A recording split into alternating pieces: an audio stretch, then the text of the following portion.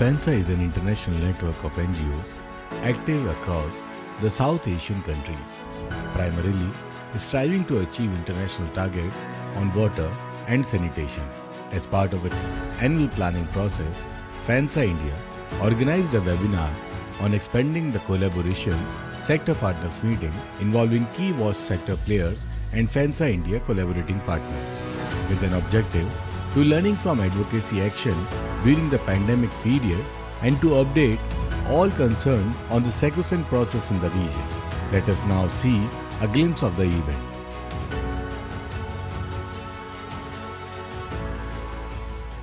नमस्ते, सादर सादर नमस्कार सभी लोगों को। मैं उदय शंकर विश्व केंद्र की तरफ से और फैंसा इंडिया नेशनल इंडिया की तरफ से आप सभी का स्वागत करता हूं। And we are just going to discuss what we have discussed in 2 days.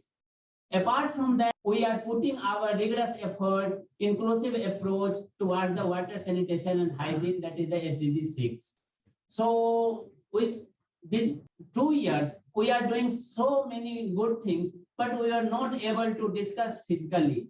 This was the opportunity for all of us to gather here, and we are in Delhi, and we are just discussing what is going on wash sector.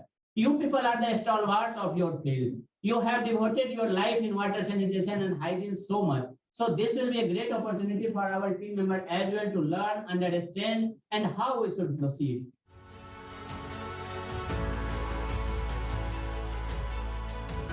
So these organizations have been in touch and are working at the grassroots. The work that we do follows a sort of logical sequence. We look at working at the grassroots with the government and with other agencies. Support for implementation also provides us an opportunity to perform a watchdog function of what's going on, what's going wrong, what's going right, etc. Identify this, document this, and put some evidence together for advocacy. And that evidence will help us to work in a collaborative fashion and solve the issues at the grassroots level itself. But right through, our focus has been trying to empower the communities to work together and solve their own problems, and then escalate it to the higher levels as and when it is necessary.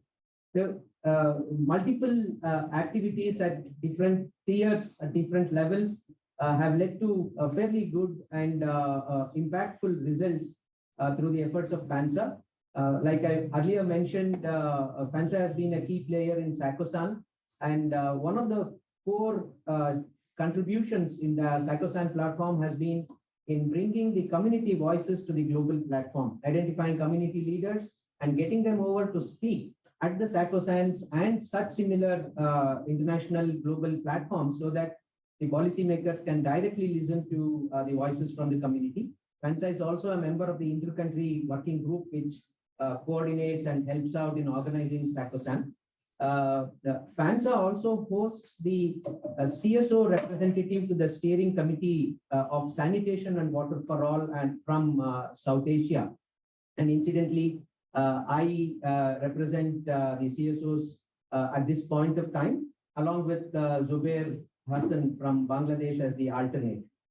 We have also made our presence felt in different international platforms, but the focus has generally been on the SDG 6 progress, with particular emphasis on the slogan of leave no one behind, making sure that there is equity, inclusive progress on SDG 6.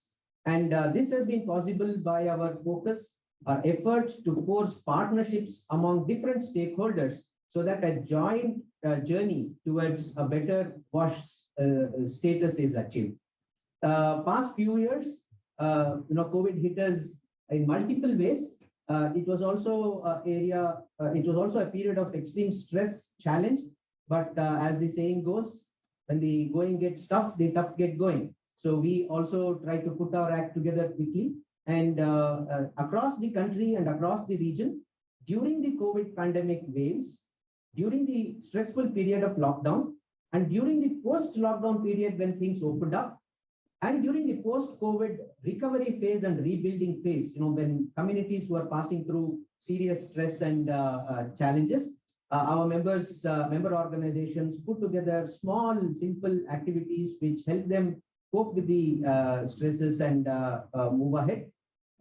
we work particularly with about 6 to 8 marginalized groups like the sanitation worker groups, the urban poor and slum dwellers, migrant and homeless individuals, persons with disabilities and the elderly, the women and the adolescents, and tribals, and also people living in remote areas and climate change affected areas. So these were the core groups that we worked with during these periods of stress. And in India, our efforts during these periods were sort of organized into a sequence like this. We worked intensely with communities in 5 selected states. The first step that we did was to stay in close touch and organize interactions and conversations with the community representatives through focus group discussions that helped us assess this current situation that they were in, analyze the challenges, and then put them together in a structured format so that it can be represented to the higher authorities for solution. So we built their capacities and empowered them to represent their requirements at the appropriate tiers of decision making, and then collaborate with the local governments to find solutions. And that has given us fairly significant results that we have analyzed over the past 2 days, the 2 days, yesterday and today. We spent much of our time looking at what we did and what impacts it has created. And we are very happy to share that it has indeed been a significant contribution to the local ecosystem in all these states, in all the areas that we worked in.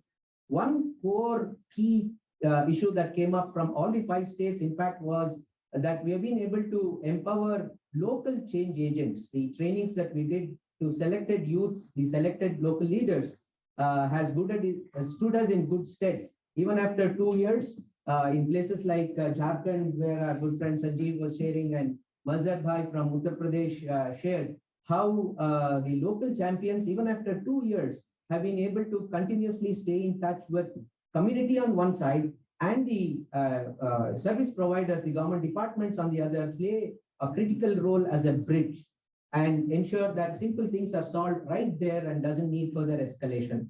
Empowerment of marginalized communities, marginalized groups, formation of collectives has been another success that we have achieved, like the formation of the collectives of sanitation workers, which in Uttar Pradesh is now being federated. Now that's a major step forward.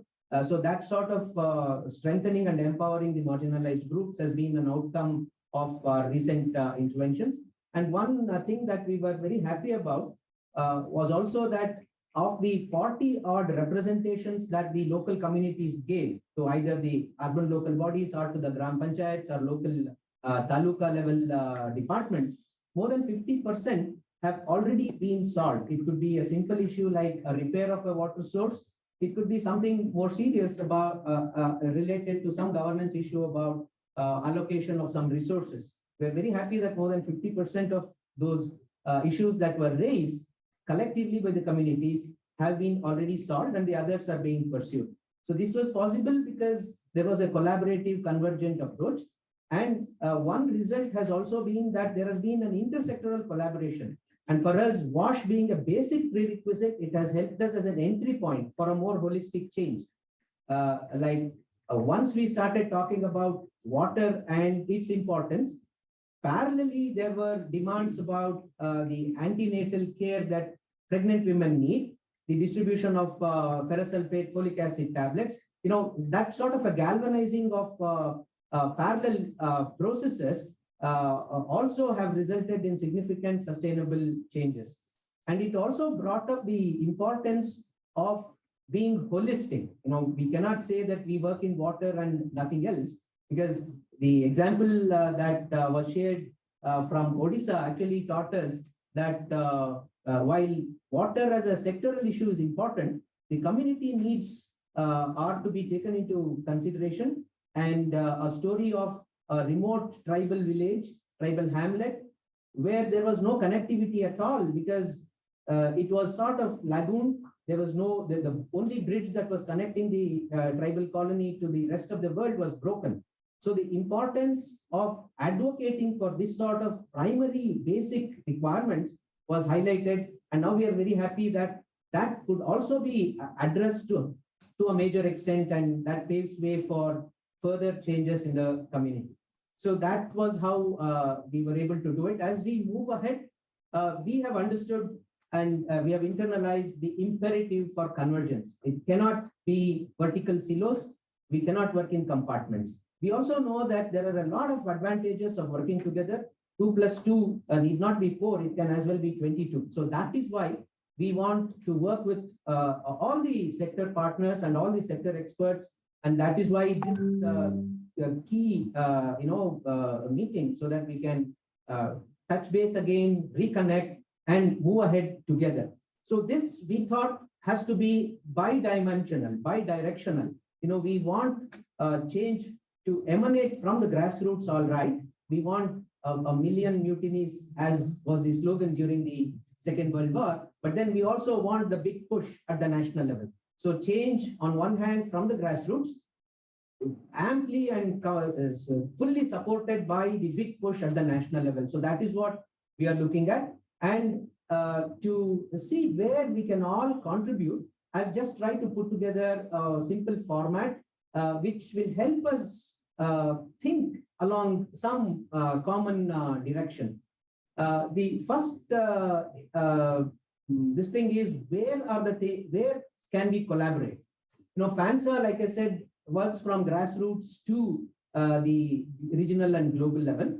So we are looking at collaboration and working together right from the grassroots, be it the Gram Panchayats, urban local bodies, the district and the state, or regions like the South India or the East India, the Northeast, etc. At the same time, look at continuing our impact at the regional and the global level. So while this defines where we can have collaboration, we also are looking at certain what's of collaboration. One way of looking at potential collaborations is this: the thematic areas where our interests converge. It could be water, in terms of source sustainability, supply, safety, etc. It could be sanitation, addressing the emerging challenges like the FSM, MHM, and waste management, hygiene, and the critical issue that's the slogan all over, the climate change. It could also be programmatic opportunities that we have, like the SBM 1, SBM 2, where we had excellent results working together. That could be continued, and the recent opportunity of the Jal Jeevan mission. It could be intersectoral collaboration where health, education, rural development, etc. can work together. SDG 6, and particularly the current focus on localizing SDGs, the LSDG opportunity, and then capacity building and expansion. So we would like to look at learning from each other, learning from experts, so that our members become better in whatever they're doing. At the same time, work in new areas. We are now working in 12. Can we work in more? So this sort of 12 states, can we work in more states? So this sort of programmatic collaboration. And the key we feel is governance.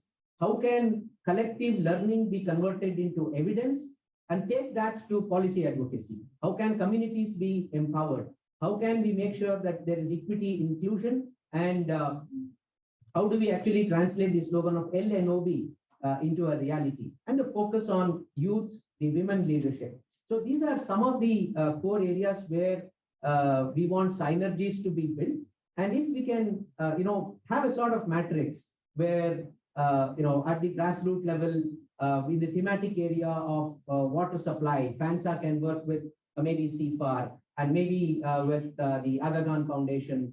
This sort of a matrix, if we can come up with, I'm sure we will be able to synergize better and make sure that we get a much bigger bang for the buck that we actually spend. So as is said, coming together is the beginning. Keeping together is progress, and working together is success.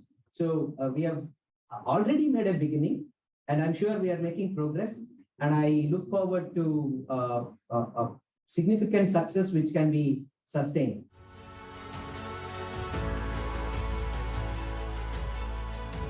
To take forward where Dr. Sitaram ji has left, we have just shared whatever FANSA has been doing, and we are looking for the collaborations with each of you. So it might be too quick to ask you to and reflect on, on the support immediately, but you can start looking at that matrix and start, giving your inputs. Or exactly, maybe we can start with what exactly you felt after seeing our work, and where do you see the potential collaboration for us to work together?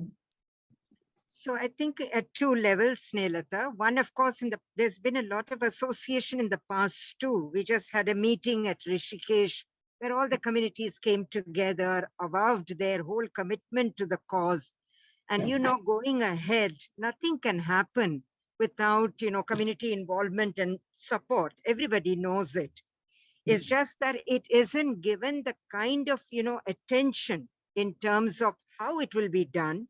It is, treated like something that you take for granted and then don't think about it any longer, So it's about shifting that weightage to, community. And we don't want community to be used for lobbying. We want community to be in the forefront of, what we call a participatory design. We don't want to be brought in fait accompli after everything has been done, and, and then you bring in the community and say, you have 4 options, please pick the best option you have. I think that's all sort of, it's a recipe for failure when it comes to community. So I think as a network, there are 2 levels of, expectation I will have. One, I think to be able to connect the communities with each other, partly as a learning opportunity, and partly as a sort of, being able to have a platform to say what they want to say and share their own experiences and insight. I think to raise the level of, community engagement at the level of ideation, at the level of design, at the level of, actually mapping and charting inclusive WASH will be very critical for this network. And there will be a direct involvement of the communities. And when I'm talking about communities, we're of course talking about a whole range of, socially marginalized communities, but we're also talking in the context of WASH, we are really talking about the direct intersectionality, women, persons with disability, definitely the elderly, definitely the adolescent, and definitely the, a range of what is called, unorganized workers who all have their very specific, WASH concerns and WASH challenges and constraints. So I think to be able to, as a network, to become, a platform where we respect, workers' learnings, community learning, and actually bump it high, like the way we have done in other networks, I think is very critical, because it gives you in the next 5 years, we have a good start with SBM2. And like all policies, our expectation is not that they will ink every word, but certainly they will provide us the mandate and the opportunity, to talk about it. And for the first time in that policy document, you're getting a recognition that we will not do a one-size-fits-all. There'll be local centers of excellence. And I think the communities will get great opportunity to demonstrate their excellence and make the rest of the world, look up to them instead of the other way around. I think that's where the, network, because we are a sort of a mosaic of organizations with a different sets of experiences, different kinds of, shall we say, points of advantage. I think, it'll be nice to become a learning network with communities at the center. Can we move on to the next? Do I see any other volunteer coming in? Yes, hi, good afternoon, everyone. And Akhila ma'am, thank you for highlighting the importance of communities in striving to achieve what we want to achieve. I would continue with what Akhila ma'am just said and explore the other side of the story, which is towards the rural side.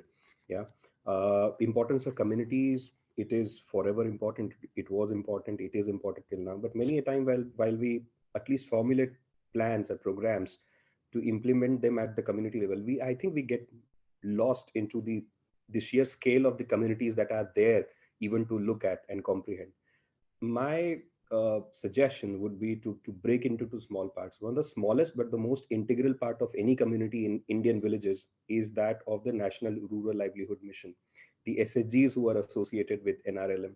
If you see today at our disposal, not disposal, but for the problems that they have, there are 8 crore women and their families associated with this movement, right?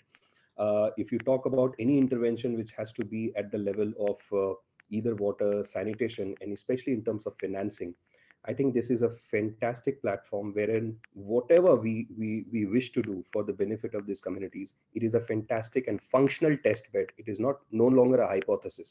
I personally have been working with the NRLM-based SHGs in the states of Maharashtra, Madhya Pradesh, Odisha, looking the success of these projects in these states. There are other states who are asking us, reaching us out. Government of Jharkhand has come back to us saying that, can we do something like this, wherein the SHGs, the women, take the leadership, the ownership of this entire movement of either Jal Jeevan Mission related activities or Swachh Bharat Mission 2.0 related activities, even retrofitting, upgradation of toilets, basic infrastructure. Can we do that? And that too, while including financing as a pivot. I'm sure Siddharth is here. He will get elated. Anand sir is also here. He would have also heard me many times talking about the power of SHGs that they bring here, right? And I think that if we are able to synergize whatever we want to, right, and forget about, let's not even think about trying to pilot it in the new places. In the existing programs that we are doing, if we can partner at that field level, right from the district to the block to the Gram Panchayat or even at the state level, I see there's a definite win-win for all of us to see what all ideas can we test towards success. That's my 2 cents. I think, yes, there are already some of the things happening on the ground in this direction, and I'm sure you're focusing on these important points that we can build on the existing opportunities that we already have. I think that's fantastic. Maybe we would move forward next. So thank you so much for the presentation. I just have a few general comments, and that is more about from the partnership angle, and really glad to hear the perspectives of Akila and Abhishek here. Very, very relevant. At the same time, from the partnership angle, and that's something all of us have been trying to push in various forums. At this moment, many of the organizations are facing some resource crunch. There has been some funding crunch overall, and WASH is not the only sector which has been affected. The overall development sector has been affected a bit in the past 2 years or so. So it's very, very important to strengthen all the partnerships, to leverage on each other's work. For example, I really like the different segments which Dr. Sitaram presented, the local levels, the regional levels, and the global levels. For example, SWA is an organization which can really leverage with FANSA on the regional and global aspects here. So the important aspect would be about leveraging and making the most of the existing resources we are having. To be very, very honest, we don't see much encouraging signs happening in the next 1 year or so. Of course, the next 6 months would be very, very critical. But yeah, this is a collective battle we all are facing, I think. And I think forums like these are really crucial for us to discuss more on the collaborative approaches here and leverage into each other's strengths. Maybe I'll now move on to Anand. Yeah. Yeah, thank you so much, Snehalata. I think an excellent presentation, which reflects the brightness of this network. FANSA comprises some brightest people in the sector, and you can see that in the presentation. So congratulations, you are thinking, you are reflecting, and that are essential requisites of a vibrant network. So congratulations on that. We saw some interesting inputs from our colleagues, friends. See, you would agree that for a change, it is government which is leading program implementation, program delivery, sector coordination in this country for the last 5 years. We all have seen how fragmented the responsibilities were, how dull the whole sector atmosphere or environment used to be. But last 4 or 5 years, some of these things have completely changed. We may like it or not. It is government who is in the driver's seat. There is unprecedented amount of financial resources available for drinking water and sanitation. There are amazing number of institutions which are already involved in implementation of the program. And I would like to urge here, that we really missed FANSA. I'm sure you were busy doing action in your states, districts, but at the national level, because I was leading the program management team in ministry, and we used to meet many people, but I would have loved to have more of FANSA and FANSA representatives in the entire scheme of things. But Government of India, Ministry of Jal Shakti has realized the importance of partnerships. It is setting up an institutional mechanism, to bring different voices, different institutions, different partners at the national level, now to support the phase 2 of Swachh Bharat Mission Gramin. And I would request that after this meeting of FANSA, some of you should walk into the ministry, send an email to Mr. Arun Baroka, who is the Additional Secretary and Mission Director, and request for a meeting. Mr. Baroka, as the Mission Director, is looking for good partners who can spread the word, support innovation, support implementation. And I'm sure, FANSA can very well be part of, the national institutional mechanism that we are putting in place.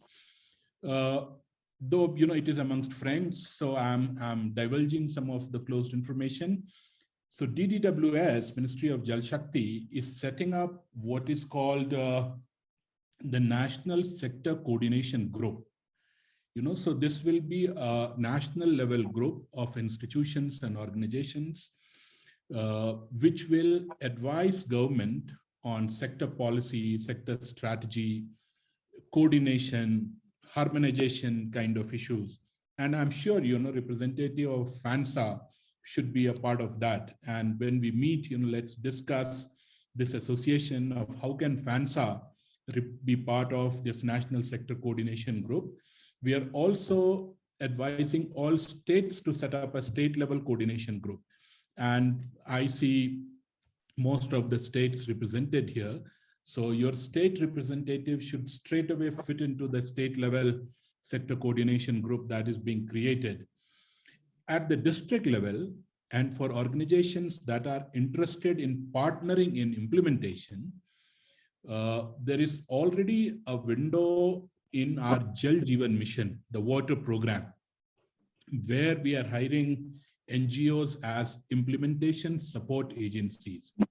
So in case you want to intervene, say in a set of 40 to 60 villages and support implementation of Jal Jeevan mission, you are welcome. We had our first round, but there'll be multiple rounds. And I'm sure if there is interest in FANSA or members, lower at the district level who are still part of FANSA to participate in implementation, we can support such institutions become part of, implementation support agency network in the country.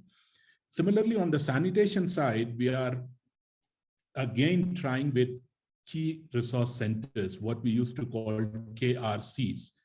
So if you are interested in supporting delivery of sanitation through capacity building of actors, these KRCs are being hired. Very soon you will see the advert and the whole process will kick in. So again, you can influence at two levels. One, please look at the capacity building strategy of the ministry and say, how effective it will be or what changes need to be made. So kindly critique and comment on the strategy per se. And second, if you want to, again, associate at state level, district level, in rollout and implementation of the strategy, you could become partners. So I would, also because of my personal interests, see FANSA much more involved in delivery of these two historical opportunities called, Jal Jeevan Mission and Swachh Bharat Mission Gramin Phase 2. You have a clear role, there is a clear niche, there is a clear space. I think let's meet, discuss, and get integrated. For a change, we also now appreciate criticisms and critiques, and government is opening up. So you need not be very concerned on that account. Before I hand over to Sitaramanji, I have 3 very specific requests to make. One is, you all are aware that 15th Finance Commission has provided this amazing opportunity of making 60% of the funds tied for drinking water and sanitation.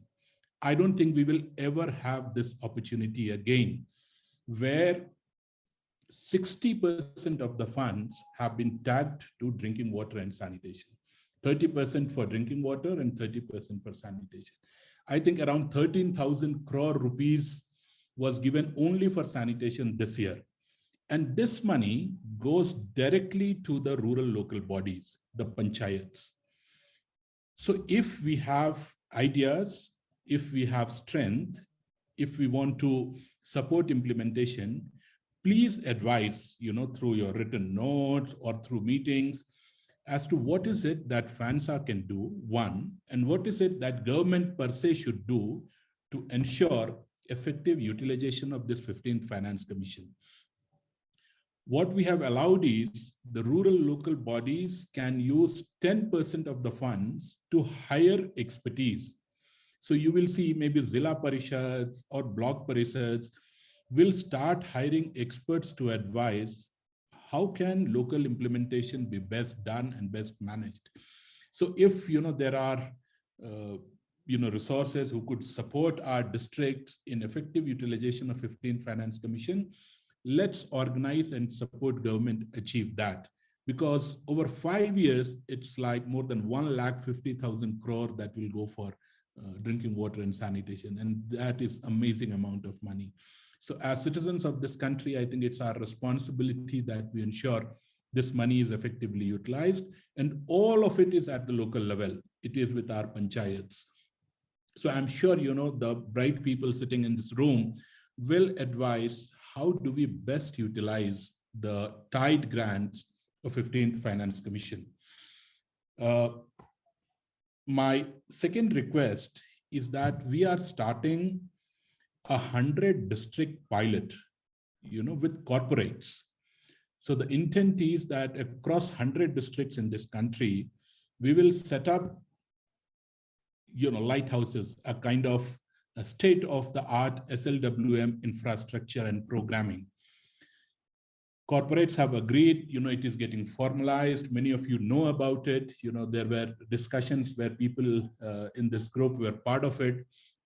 So I would suggest, if you have bandwidth and you want to associate with this, kindly come in as advisors, as agencies, which can provide software support, because this corporates will bring in a lot of technology and hardware and those kind of things. But we would need, organizations who can bring in approaches, decision matrix arrangements, localization of results, monitoring and community mobilization. So if you are interested, again, this is huge opportunity which FANSA must collaborate with and influence, because, in many ways, the way we set up these 100 model projects or lighthouses, will influence how SLWM will be done at scale. So I would suggest that, let's get talking on this. If you need more information, there are many people, in this group who were part of earlier discussions on this. And on specific request, I can provide details on this aspect as well.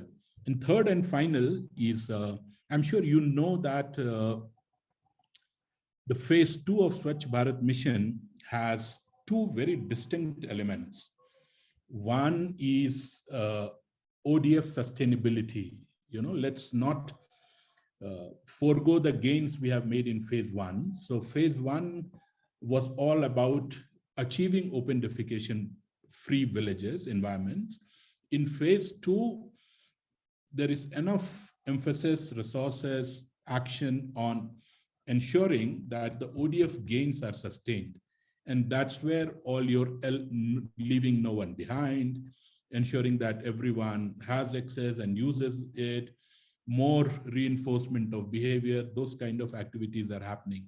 So if you have anything to say on leaving no one behind, kindly do advise, because government is very seriously pursuing this agenda of ensuring that everyone has access to sanitation.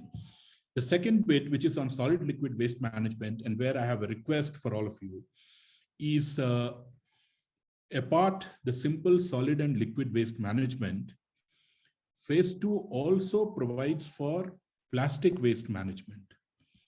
And to do that, every block can get 16 lakh rupees to set up a plastic waste management unit. So amazing amount of funds again has been earmarked to plastic waste management.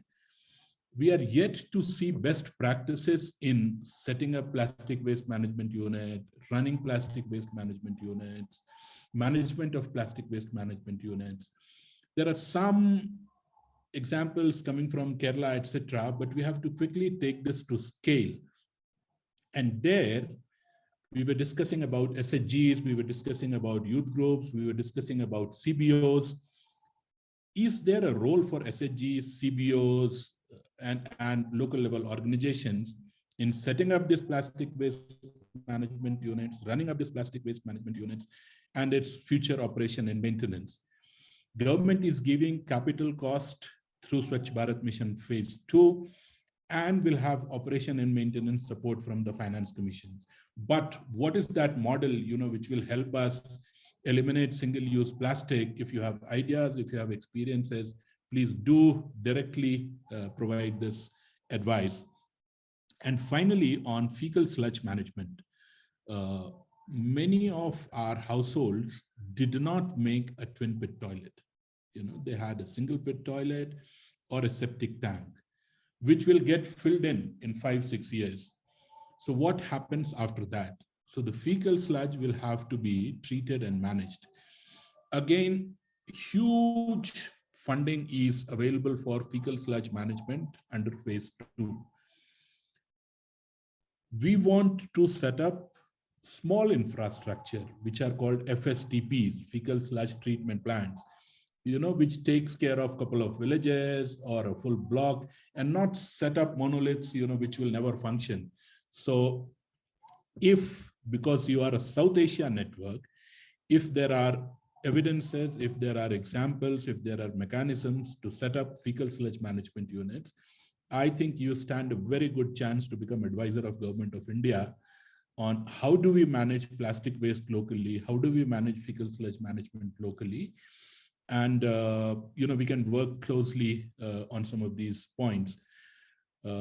I think the bandwidth that FANSA presented today, will encompass everything. And my request would be that, let's focus 60% of our efforts writing these 2 big flagships, because this is unprecedented.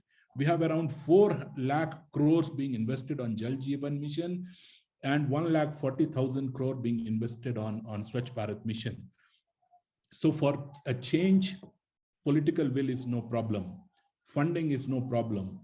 Partnership is no problem. Government is opening its doors for capable institutions, networks to come in, collaborate, support implementation. And we have a very, very enabling working environment. So I would suggest, if FANSA could focus some of its energy, resources, time on supporting implementation of these 2 flagship missions, I think that would be a great service. I'm sure you'll have reactions to it, but that's my earnest request. Thank you so much. I would love to now move to Ruchika. I see Ruchika here. Yeah, thanks. I joined late, so I did miss the presentation, I have to admit. But I just wanted to build upon what we've heard from various other panelists, including Anand and Siddharth and Abhishek. I think it was very nice, and Akhilaji. Just a couple of thoughts in what especially Anand closed with. And the first thought I had is with respect to as FANSA partners and civil society, how do we see, because we've spoken of finance, we've spoken of the role of the communities. And when we speak of roles of the community and the 15th Finance Commission, our experience is the capacities of local governments are varied in different states and different districts. And it's important for us to take note of that and to be working with the necessary organizations, whether it's SIRD, along the capacities. And I just wanted to add this, that when we working on WASH and the 15th Finance Commission, the need to plan for GPDPs and all, we need to be a bit mindful, taking Abhishek's point, to be looking at the leveraging existing other programs that are there with respect to livelihoods or Manrega. So how do we kind of look at all of these in totality, and not only look at water supply or sanitation or certain bits of it, which we often do, or hygiene only at the time of COVID and all of that. But in terms of these being sustainable long-term solutions, we need to be looking at building capacities over a longer period of time. We need to be looking at local governments understanding the capacity, understanding what is it that they can spend resources on in terms of how the need assessment and all of that can be done. In the interest of the time, I'm just moving to the other colleagues, because I know I'm very mindful of the time, but then this is such an interesting discussion. So I would like to request you to extend your cooperation, and then I'll now move to Asadji for his inputs. A couple of things. I think Anandji has already covered a few important points, especially in terms of sector priorities. And I completely agree with him that either we accept it or not, but in last 6 to 7 years, government is definitely in the driver's seat. Government has set the priorities for the sector. Resources have already been allocated, and we have also seen, massive transformation on the ground. But that doesn't mean we have achieved everything. I think a lot of other things need to be done. While we are moving towards SBM phase 2, I think within that, the first challenge is actually to ensure the sustainability of ODF status, or to actually sustain the gains made in SBM phase 1. This is an area, I think, that really needs a sort of serious reflection. Though we know technically and officially, India has already been declared, especially the rural India, self-declared itself as a sort of ODF country. But we all know a lot more need to be done on the ground. And this is an area, I think, a network like FANSA can really play a critical role, in terms of coming up with a sort of facts and figures. So at least the whole agenda around LNOB, that can be achieved. So this is something that I feel is really, really important. I would also like to take another point which Siddharth has raised, especially around the funding part, especially in the chain scenario, especially from the civil society organizations perspective. We all know everybody is struggling, especially when we see at the institutional funding, which was a sort of standard financing mechanism to sustain civil society organizations in the country. But gradually that has already been dried up. So what we are left with, it is only CSR funding. But we all know CSR sector itself is in its nascent stage. And I think in terms of overall partnership, because somewhere we need to bring, I'm not denying that CSR is not contributing. They have, I think in last 6-7 years, they have made immense contribution. But then again, as an implementing partner, we know that we'll have to make certain concerted effort on the ground to bring them out of their logo business and visibility business, right? They have money, they have resources. And what Ruchika has actually mentioned, that somewhere system-based approaches need to be strengthened on the ground. What Anandji has mentioned, that enough resources are there within the government system. But then who is going to support to Gram Panchayat, to local institutions, how we can build their capacities, how we can actually sustain the gains made, in terms of creating a sort of dedicated institutions like Swachhagrahi on the ground. We all know where they are at the moment. So I think if we could bring in forge a sort of meaningful partnership with CSR, then they can immensely contribute to actually ensure a sort of effective implementation on the ground as far as WASH is concerned, especially the SBM phase 2. Now, Another key aspect which I would definitely like to highlight here is this whole Jal Jeevan mission. Again, we discussed about implementation support agencies. We also discussed about the local capacities. We also know the kind of massive fund that is being actually mobilized from the government, especially to ensure a sort of universal access of drinking water across the country. But I think a lot more need to be done in terms of what Ruchika has mentioned, that sustained operation and maintenance of the facility that is being created. Who is going to do that? How we are going to actually build the capacities of our panchayat? Now, we all know country is actually heading towards a sort of water stress condition. How we are going to actually, and we know we have distinct groundwater provinces across country, almost 9 groundwater provinces. And each groundwater province across country have unique challenges. We all need to actually understand more about it, and then accordingly make our strategies to sustain our resources. Now, believe me, only surface water is not going to sustain our drinking water systems. Either we accept it or not, is still, and even in coming future, drinking water is going to be dependent on groundwater. So somewhere, how we are going to actually protect our precious groundwater, how we are going to protect those productive well fields are something where we can make certain concerted effort. I think a lot more on the technical aspects, on the partnership aspects, on the financing aspects. I think a lot more need to be done, and FANSA can play an active role. As Anandji has mentioned, that this national sector coordination group, which ministry is going to formulate, I think that itself will actually provide a sort of good opportunity where FANSA can actually play an active role. But yes, at district level, at state level, or even at national level, I see a sort of huge role which FANSA can play actually to bring in a sort of improvement within the sector. With these few words, I will just stop here. Now let me move on to Dipesh, who's been waiting for his chance, the youth representative. Please go ahead, Dipesh. I think like I'm a little shy to speak among all of you.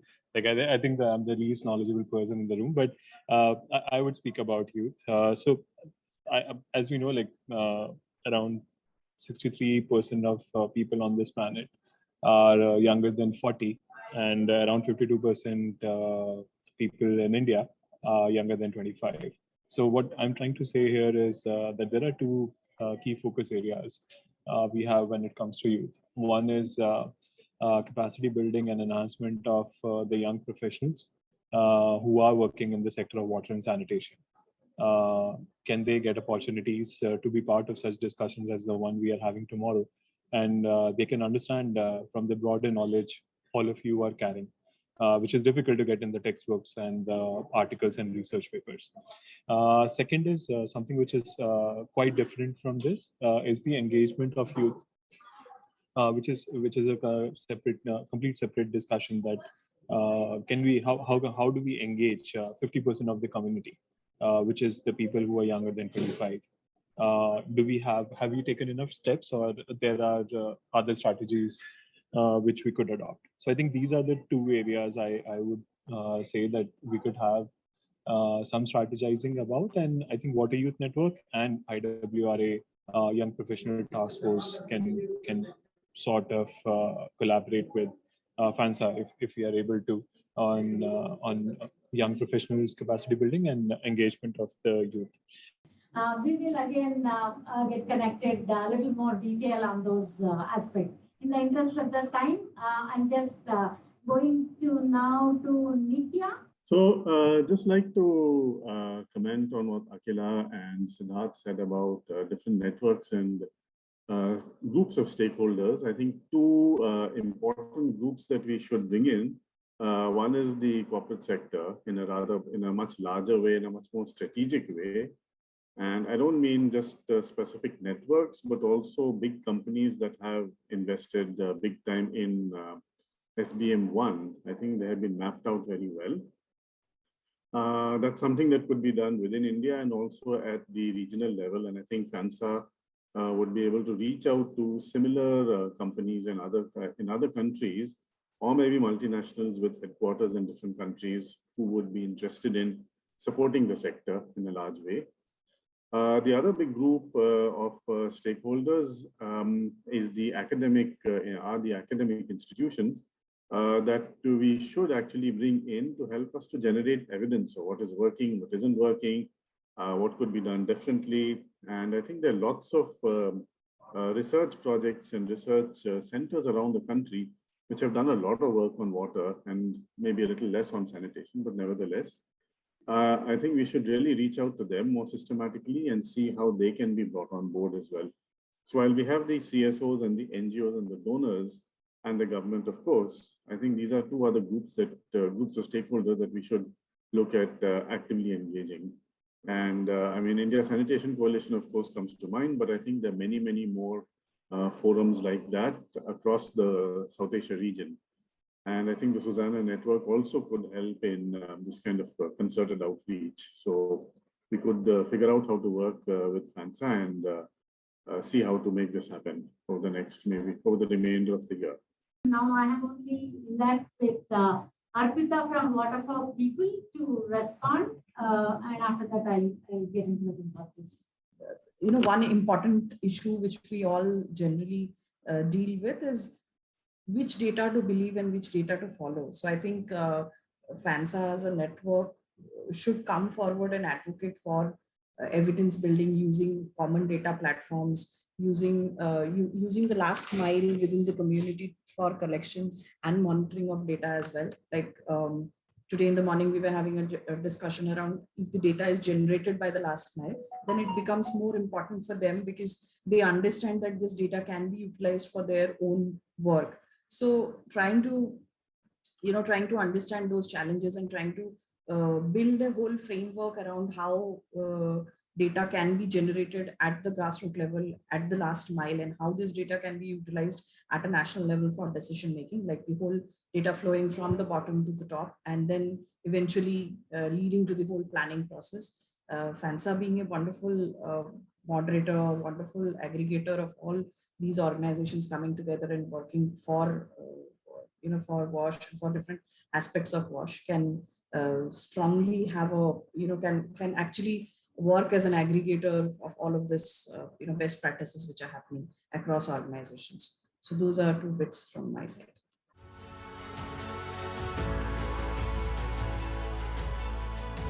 Also, I think this in continuation of the kind of conversation we have been having about the opportunity for collaborative action. I think right now here, the upcoming SACOSAN 8 is a sort of need and sort of opportunity for all of us to work together, independent of the kind of bilateral collaboration we can think of between FANSA and your respective organizations. I think here is an opportunity for all of us to come together and contribute for a very constructive kind of SACOSAN to happen in India.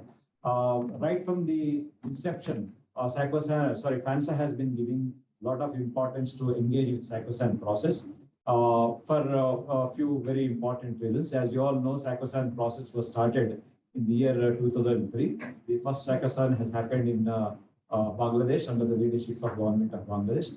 I think since then, between 2003 and 2018, 7 SACOSANs have been organized, which means almost quite regularly, once in every 2 years, the SACOSAN conferences have been organized. That shows the seriousness, commitment, and ownership of the governments. As you all know, SACOSANs is basically South Asian Conferences on Sanitation is basically a government-led, government-owned kind of conference that has been happening in South Asia region.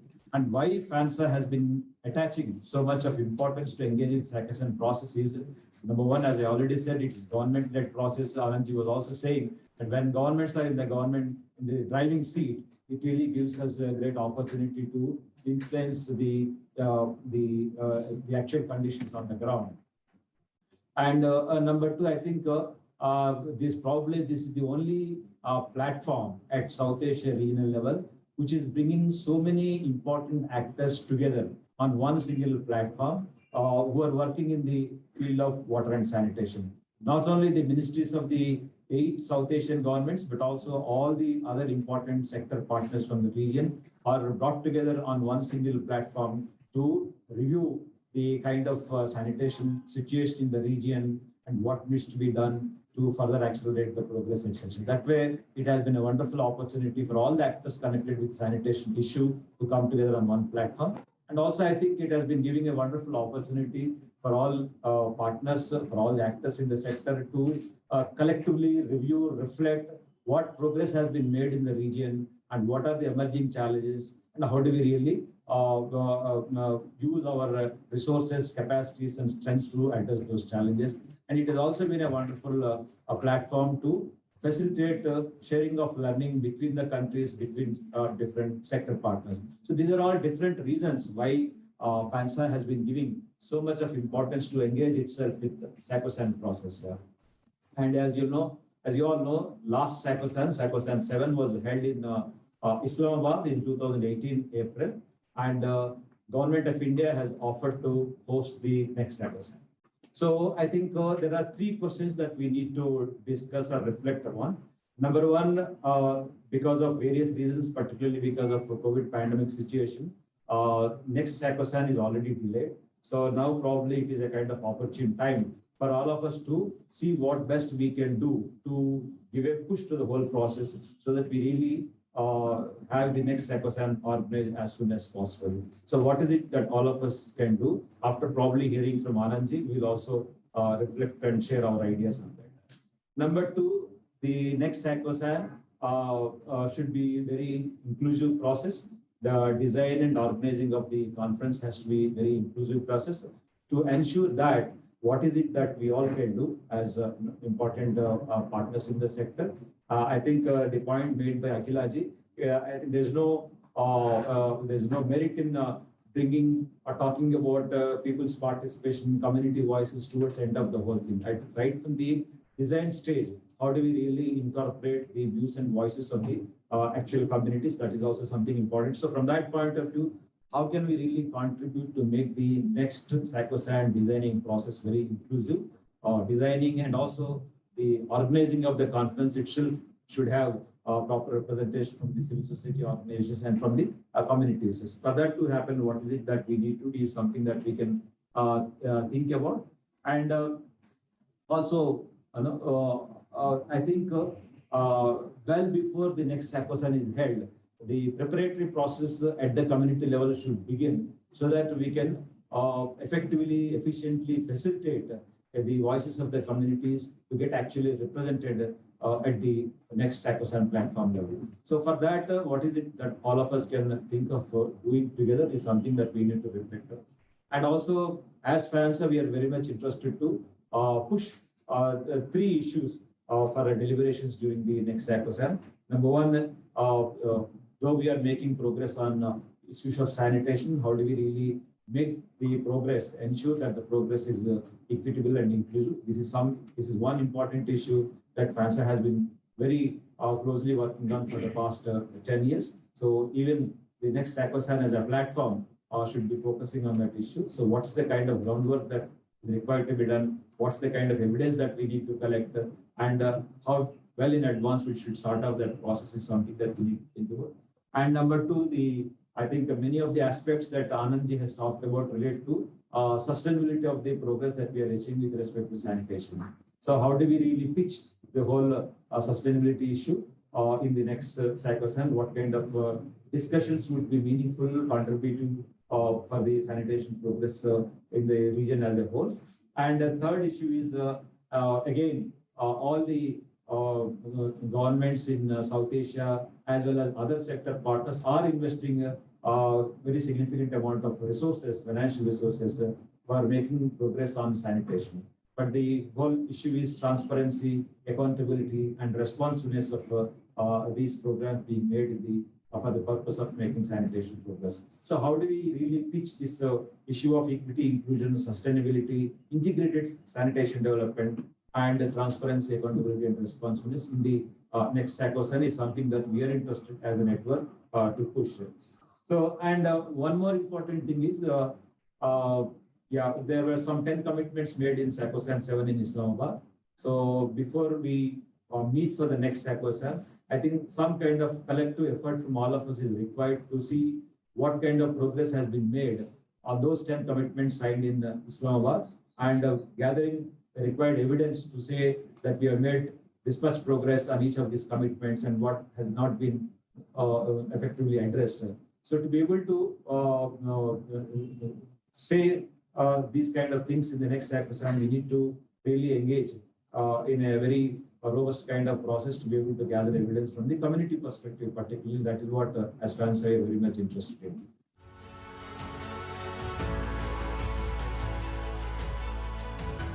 FANSA has been in existence last 12 years, and RMG knows very well when FANSA started from the beginning, and now when we are coming to SACOSAN, second SACOSAN in India. The first SACOSAN he was there, and now in the second section he is leading. So that way we are very happy that all these experts we are willing to join hands with that, and we are curious to be with all of you, and we want you to keep us in your mailing list so that we will be informed about the thing that you are doing in different part of the country. At present, we are working in 12 states, and we are going to work within next 2-3 months in 15 states, including Northeast. So we will be very happy if we can contribute for the development of the nation and joining hands with all of you. Thank you very much on behalf of Freshwater Network. Thank you. Thanks for watching.